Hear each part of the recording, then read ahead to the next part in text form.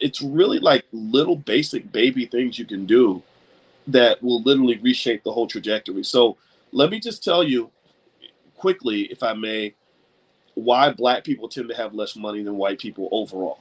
It starts off with no inheritance, right? There's no, there's no money left from anybody. So there's no sort of cultural belief that to get started in this world, somebody has to pack a lunch for you. Think about when you used to go to school and your mother would pack a lunch for you and give you lunch, and you, because she knew you'd have to eat that day, right? She would get you ready for school. She'd put you in your school clothes and pack a lunch for you. You prepare for school.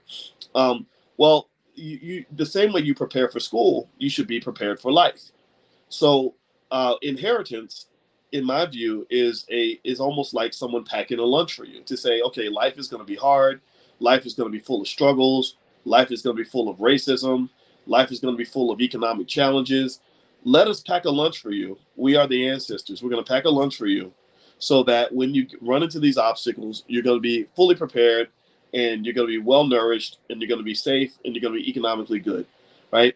So that's the first thing, right? So if you get out of that habit as a family of thinking somehow that you just die and you're just off the hook and you don't owe anybody anything, instead think of it as, my job is to leave something or pass something forward so that my children can go into this thing called life and be ready for it. That's massive right there. But let's assume you don't even have that, right? Well, then at that point, the biggest factors that tend to really mutilate black wealth a lot of times are things like student loans, just how you even view education. Student loan debt is actually the number one reason why educated black people have actually contributed to the wealth gap. They haven't reduced the wealth gap at all. So black people getting more college degrees has not done anything to reduce the wealth gap, because educated black people don't have a positive net worth most of the time. Most educated black people have achieved a social net worth. The social net worth comes from social integration. So because you have status, you have this college degree, you live in a certain neighborhood, you get a certain job, you're the first black, senior manager at the Ford plant or whatever, right? So you got this social net worth, but it's not. But if you look at the economic net worth, when you look at assets minus liabilities, that's a negative number. When that's a negative number, that means that in the net worth, in the racial wealth gap category, you have added to the gap. You have not actually reduced the gap, right? So feeling like you're reducing the wealth gap is not the same as actually reducing the wealth gap. The other piece of that too is that if you are thinking about economics, you would really think of it as two tracks, right? You have one type of person. Rich Dad Poor Dad illustrates this really well. The guy who wrote Rich Dad Poor Dad said that his poor dad taught him that the way you pay your bills is you learn how to do a job, and once you do the job well, then a person who makes money will pay you money to do your job, and then you can pay your bills. His rich dad taught him that instead of learning how to do a job to let a man pay who makes money pay you, instead, why don't you just cut the chase, cut the middleman out, and just learn how to make money? Just learn how to do whatever guy's paying you. Learn how to do what he's doing, right? He's the one that's making the money, so just go make the money, and you'll be fine, right? And so basically, that job seeking culture is it's incredibly destructive, and again, it's built on this false social capital that leads us to think that if I am an educated person who has a fancy job, even if I'm buried in student loan debt and not making the money that I deserve to make, that somehow I've achieved some sort of progress for the community. Well, whose progress? Who's really deciding that that's progress? Who told you that that was progress? Well, society told you. They told you this progress. You're a credit to your race because you're black and you have a master's degree, and look at you, you're so special, and that's all great and good, but you've got to really define what that progress is going to look like. So if you shift the thinking and say, okay, progress really means positive net worth, right? If I'm bringing assets into the community as opposed to taking them out, then I've won the game. Then that means you go to a whole different mindset in terms of what it means to actually make money. So then you're thinking about things like investing in the stock market. You're talking about real estate. You're talking about entrepreneurship. But all these things require skill. A lot of people, a lot of people invest in the stock market completely the wrong way. They invest like crazy. They invest like lunatics. They're just, gambling basically. They're throwing money at Dogecoin and all this other stuff and treating it just like you do a casino. And that's not how, that's not the best way to invest. It just doesn't work. It's stupid. It's chaotic, and it stresses you out. And you end up almost becoming like, there are people who literally invest in the stock market who are basically just gambling addicts now. There are lots of, this is the criticism of Robinhood. Charlie Munger, the OG who sits with Warren Buffett every year, he spoke to this, and I agree with him on this. He's very old fashioned, but I agree with him on this point. He said Robinhood should be ashamed because they basically took gambling addiction, the same methods used by casinos to get people to become gambling addicts, and they use that to get people to just start gambling on the stock market. And one of the things I can tell you about wealth is people with gambling addictions do not tend to have a positive net worth. A gambling addiction will destroy your wealth. That's one of those poisons that if that's injected into your soul and you are a gambling addict, you are at huge risk of losing everything that you have. And anybody who's married to somebody who is a gambling addict, you need to think about that because that's a tough addiction to break.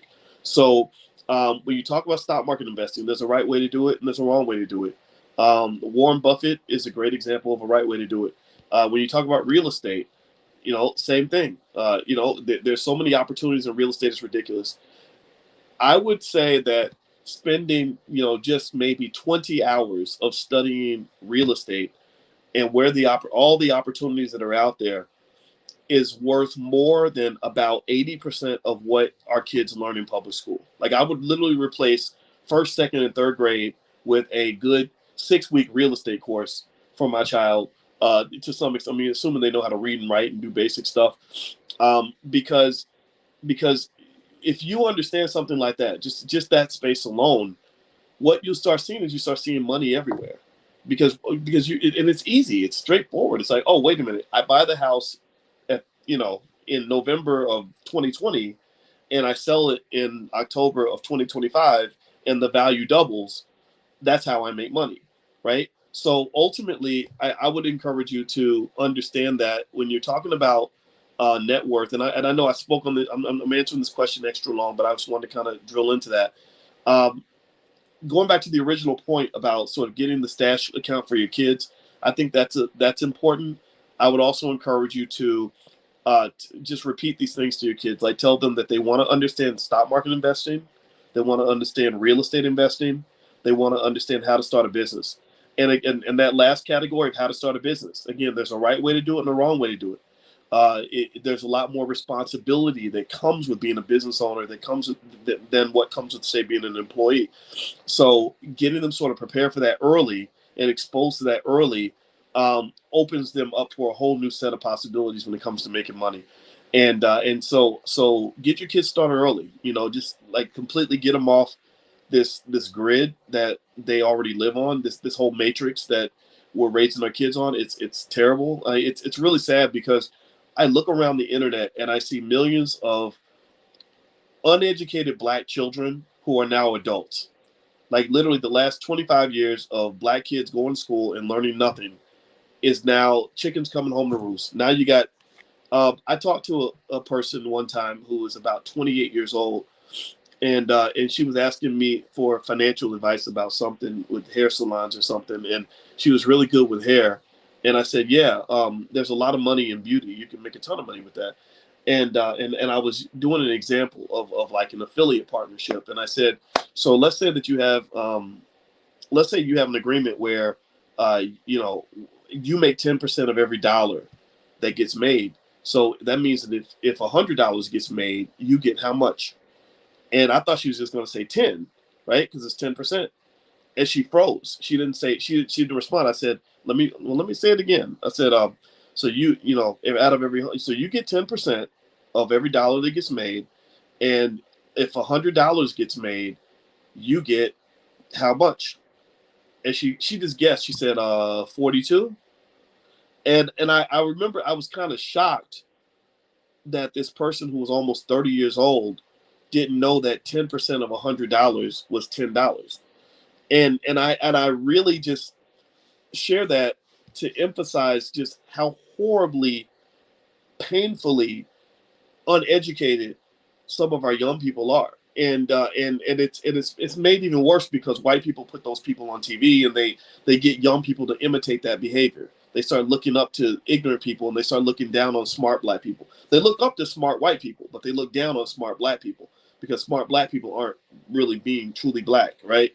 And so you got to kind of fight against that culture. But if you do, it's very easy for you to teach your child to be wealthy.